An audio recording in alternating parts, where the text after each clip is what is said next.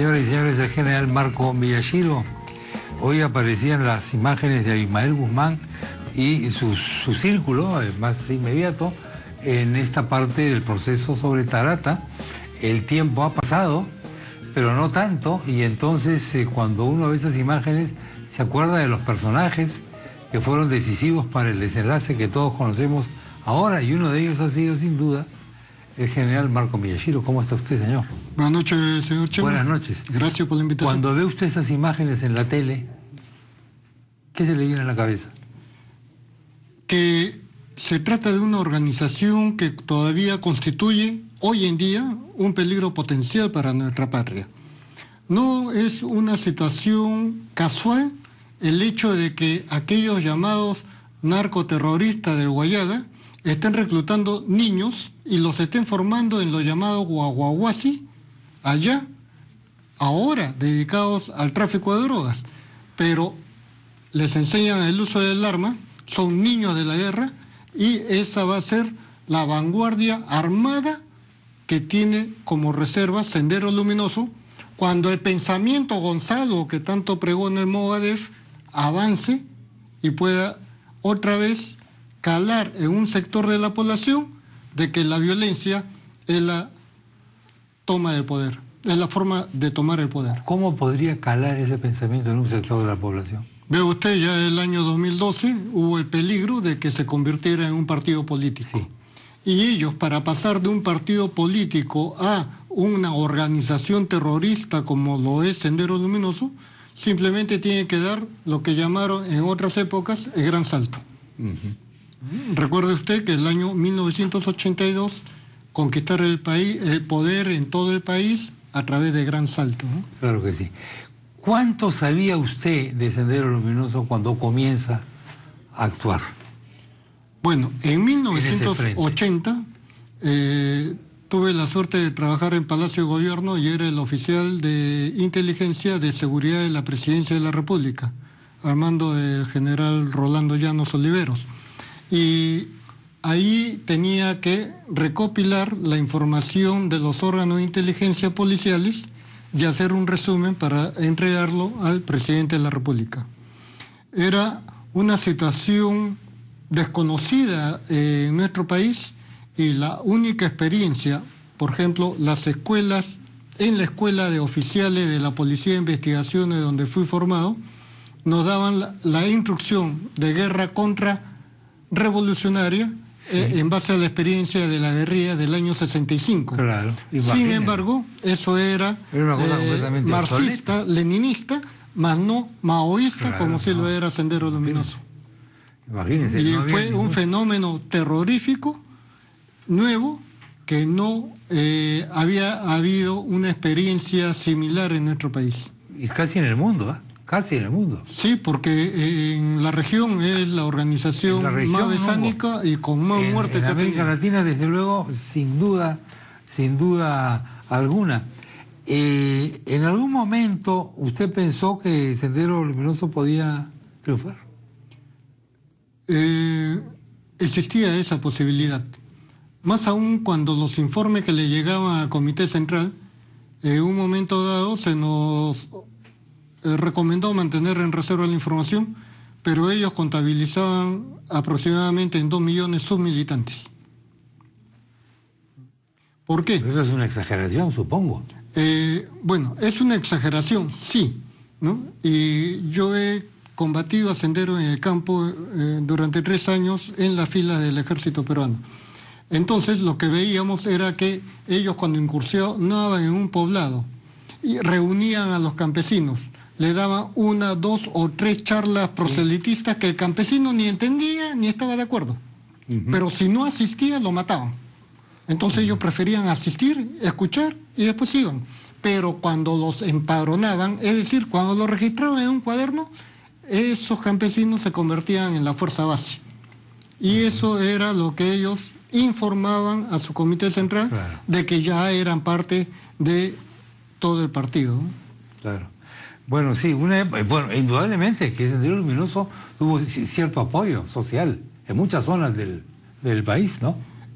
Tuvo cierto apoyo social, no solamente en el campesinado, sino también en la ciudad. En la ciudad muchísimo. ¿No? Y en gente política que ya veía que la izquierda peruana, si no se pegaba a Sendero, iba a desaparecer. Sí, pues, bueno, hubo un enorme impacto en la izquierda esto de Sendero, ¿no? En aquella época. Cuando ocurrió lo de Tarata, ¿qué fue lo primero que se le vino a la cabeza a usted, general? Bueno, el año 92 fue un año desastroso. Lo primero que ocurrió fue en el mes de febrero la muerte de la lideresa popular María Elena Moyano, tremenda noticia. junto al Día de los Enamorados a mediados de febrero, que una vez muerta, ¿no?, le colocan un cartucho de dinamita, porque la intención de ellos no era matar, era causar terror. Y eso es lo que hay que marcar la diferencia. El de Tarata fue una conmoción social en la Gran Lima, porque atacó el corazón pituco de primera clase en Miraflores, 25 muertos, y ahí sí vieron que Sendero era una realidad. Pero nosotros ya lo estamos combatiendo desde el año 80, pero Ayacucho sonaba demasiado lejos. Sonaba lejos para los limeños, ¿no? Para algunos limeños. Sí. No para todos, diría. No. Porque también hay una cosa, yo no sé qué he escuchado decir últimamente, no sabíamos. ¿Cómo no sabíamos? En la prensa salían las cosas. Claro. Por favor. Inclusive veo gente inteligente que dice, no, es que no éramos conscientes de lo que ocurría. Perdón, no leías la prensa. Todos los días había muertos en este país. Así es. Y muchos muertos. Bueno, hay toda una teoría, no una teoría, no. La línea de defensa de Abimael Guzmán para el caso Tarata lo ha dicho su abogado, el doctor, ¿cómo se apellida el abogado? Crespo. El doctor Crespo, efectivamente, es que no fue una orden de Abimael y que fue un error. Y que lo que ocurrió en Tarata no estaba previsto, no estaba planificado, y que lo que ocurrió ahí fue que estalla este artefacto, este coche bomba, estalla sin un plan esto.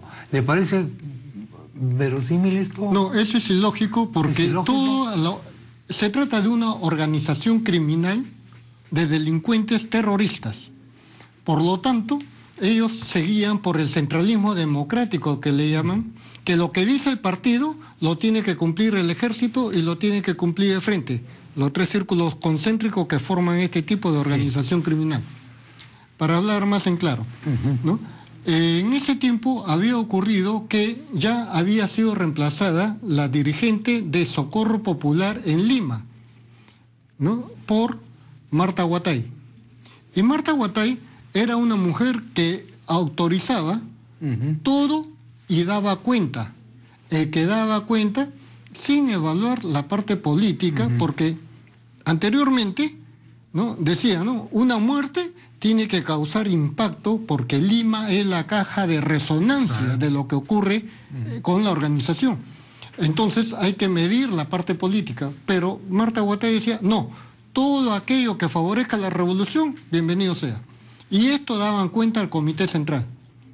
El Socorro Popular, tanto como el Comité Metropolitano, eran los brazos armados que tenía Sendero Luminoso para actuar en esta Gran Lima, que era el Comité Regional Metropolitano. Por lo tanto, la responsabilidad de Abimael Guzmán es directa. Es directa, o sea, ¿usted considera imposible que una cosa así ocurriese sin que él lo conociera? Sí, porque además estaban dentro de las evaluaciones que ellos hacían. ¿Qué objetivo perseguían haciendo lo de Tarata? Aparte de lo que usted acaba de decir, que es muy importante, terrorismo significa causar terror a través de la noticia sobre el hecho, evidentemente, ¿no?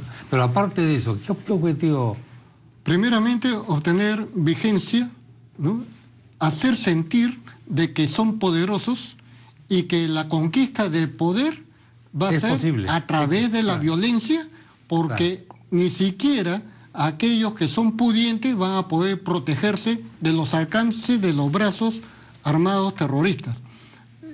Veamos nomás lo que está ocurriendo en Medio Oriente y vemos que el terrorista suicida es un peligro sumamente grave y que eso pudo haber ocurrido también en el Perú, que felizmente no sucedió. Pero estuvo a punto. Pudo ser. Pudo ser. Usted señalaba el caso de estos chicos del Alto Guayaga, ¿no? Pero el otro día salió una noticia para mucha gente sorprendente, porque nos hemos olvidado muy rápido de ciertas cosas. Aparece un muchacho que había nacido en cautiverio, bajo Sendero. Y la mamá había sido una persona que había sido llevada, como tantas otras comunidades nativas, en masa prácticamente, porque lo que se produjo fue, como usted sabe muy bien, en la selva peruana fueron secuestros en masa.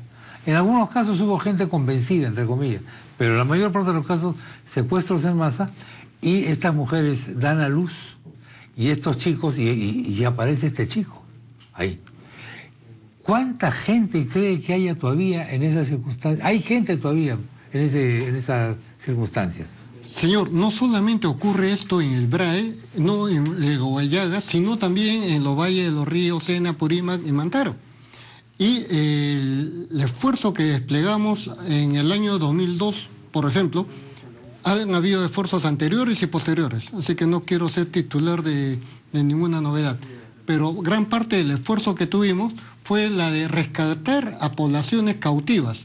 Poblaciones, principalmente un pueblo sumamente sufrido y sobre el cual en este gobierno que habla mucho de la inclusión social deberían poner más interés en las comunidades nativas, las comunidades ayánicas, sí, las claro, comunidades ganesas, ¿no?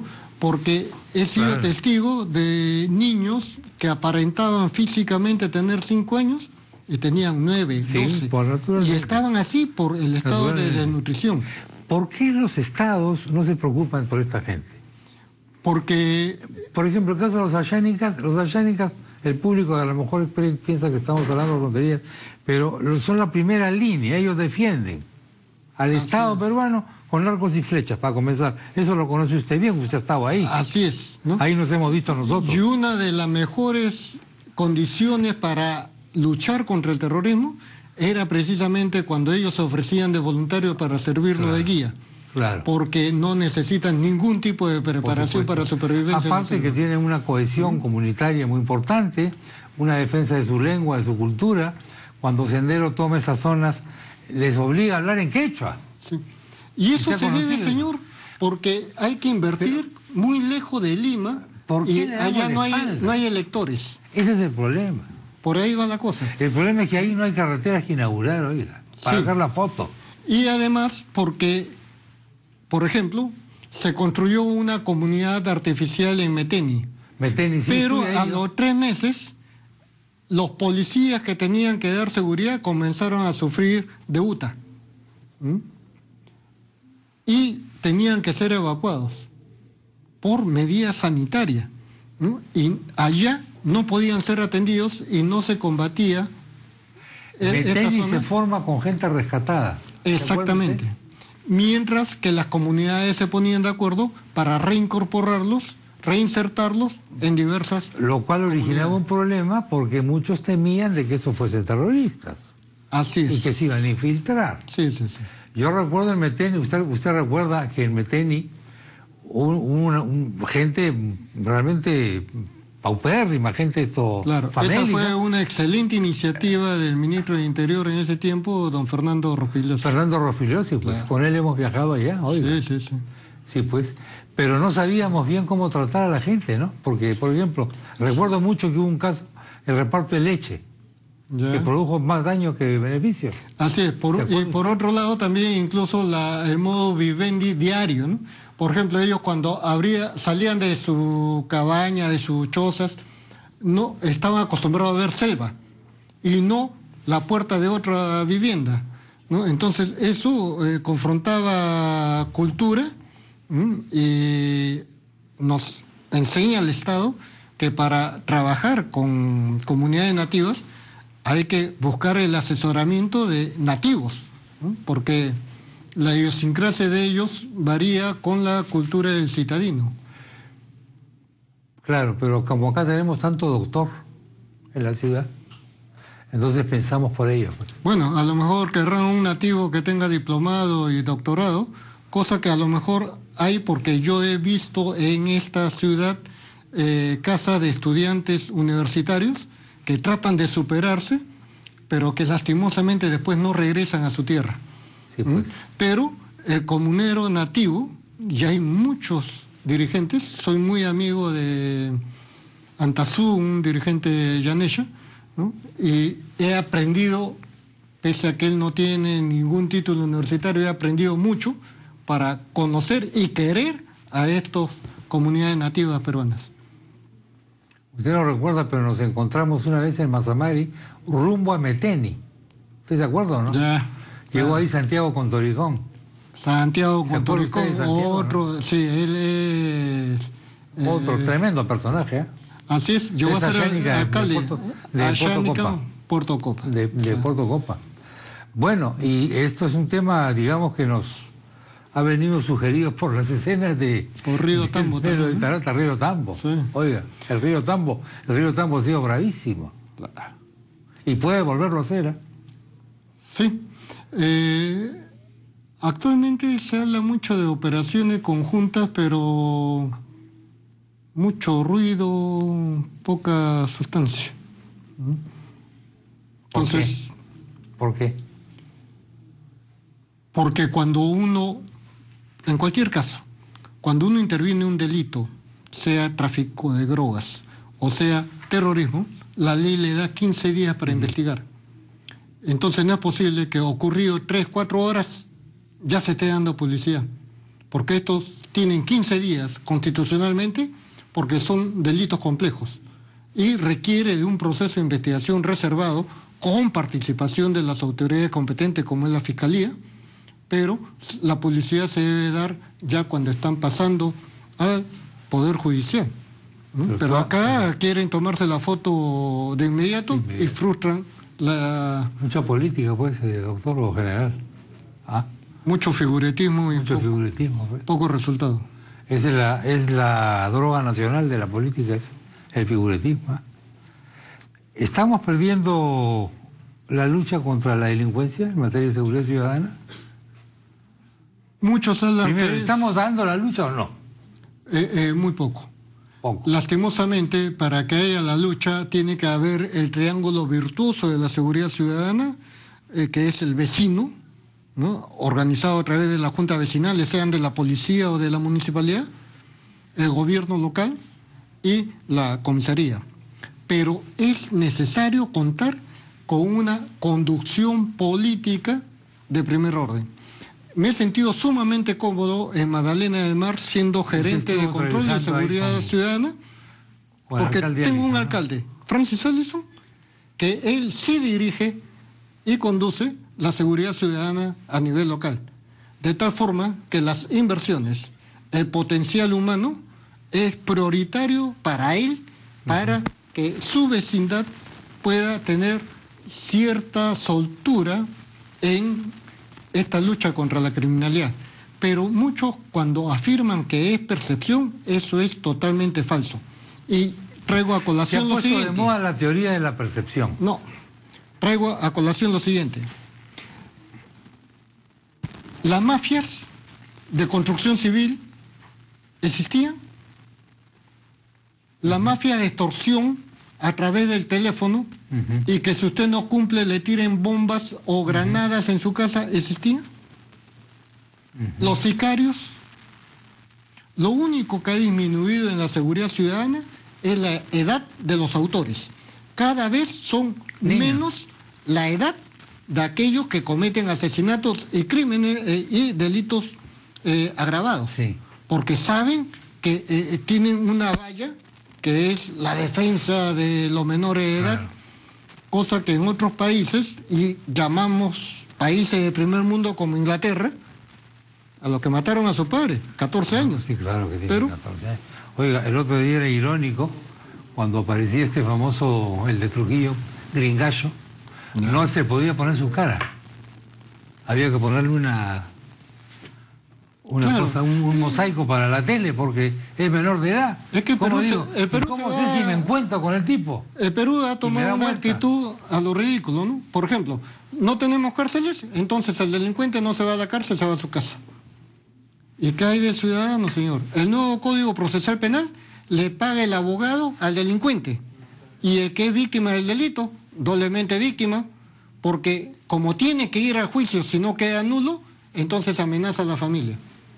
Ahí lo dejo porque ese es un tema bastante controversial. Bueno, usted va a estar ahora en la comisión del Congreso, ¿no? He sido invitado por el señor congresista Juan Díaz Dioses y espero estar a la altura de las circunstancias. ¿Se va a meter en líos ahí o no? Posiblemente, pero... ¿Lo van a acusar de cosas, de ser político, de ser todo o qué?